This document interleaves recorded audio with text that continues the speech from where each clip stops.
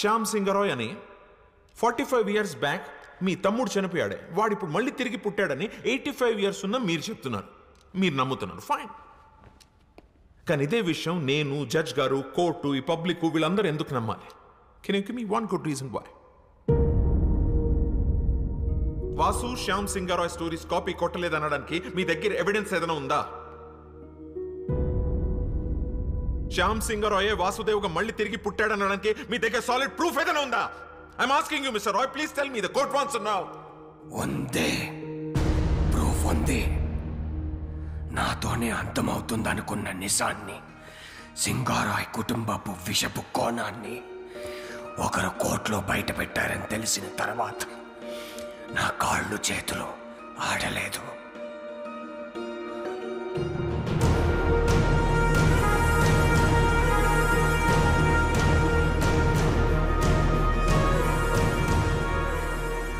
Publish అయిన పుస్తకాలని, అందులో కథలను ఎవరైనా కాపీ కొట్టగలరు.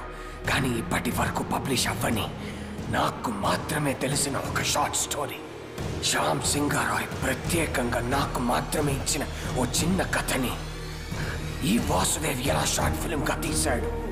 తనకు ఆ కథ ఎవరిచ్చారు? ఒక చిన్న కథ. అసలు కథ ఏంటంటే, తనకి చిన్నప్పటి నుంచి పెయింటింగ్ అంటే ప్యాషన్.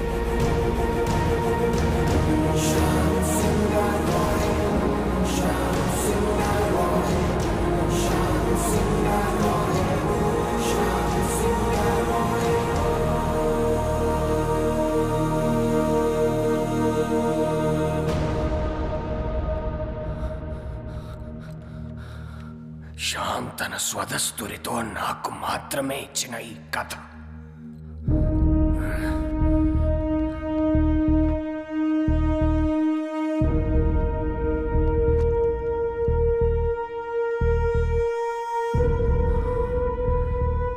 అదే కథను షార్ట్ ఫిల్మ్ గా తీశాడు ఈ వాసుదేవ్. ఎలా?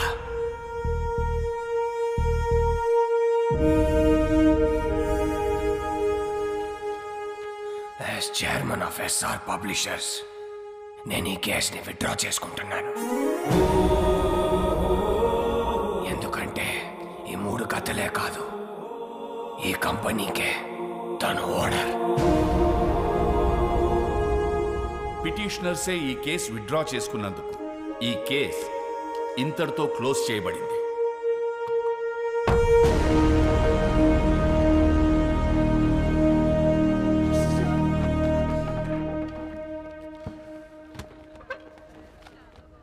నేను ఓడిపోలేదు, కానీ నువ్వు గెలిచావు. Good job. I'll see you in court again. All the best.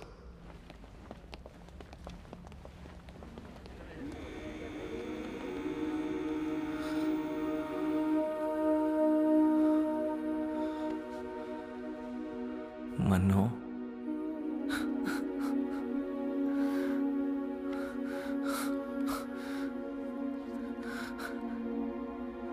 నన్ను క్షమించరా శ్యాంబాబు, నేనే నిన్ను చంపుకున్నాను.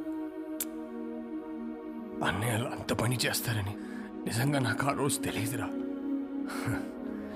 కానీ నువ్వు మొండోడివిరా, అందుకే మళ్ళీ జన్మించావు.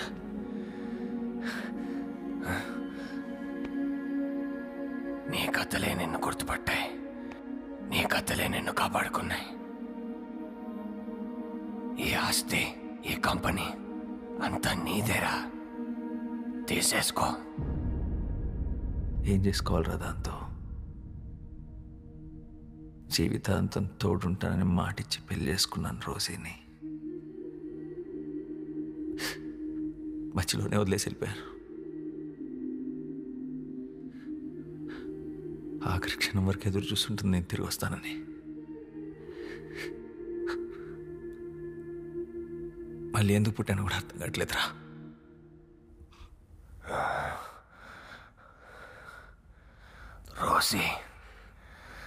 రోసి బ్రతికే ఉందిరా,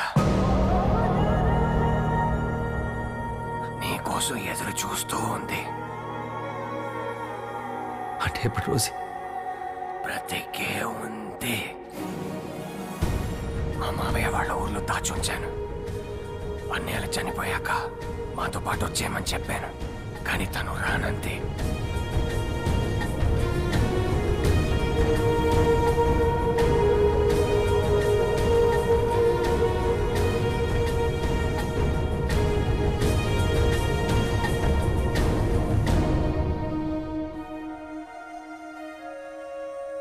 తన సంకల్పం గొప్పదిరా.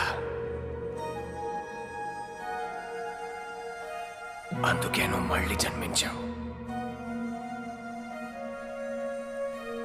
ఇది నీతో చెప్పడానికే నేను ఇంకా బ్రతుకున్నాను అనుకుంటా.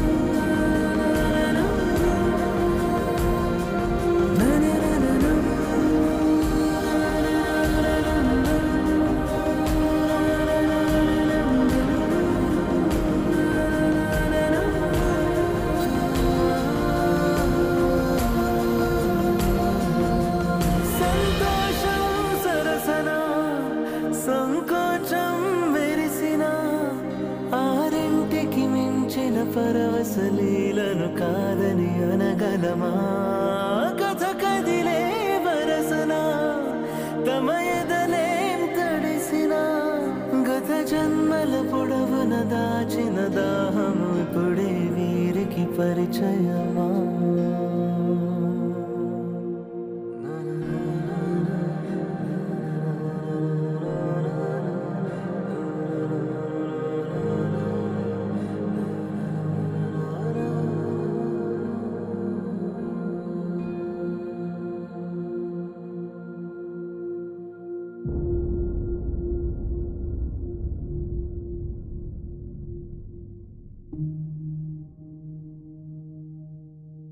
ఇలా ఒక అమావాస్య రోజు నీ ఒడిలో పడుకొని నిన్నే చూస్తూ మా మీద చిరునవ్వుతూ చనిపోవాలనుంది.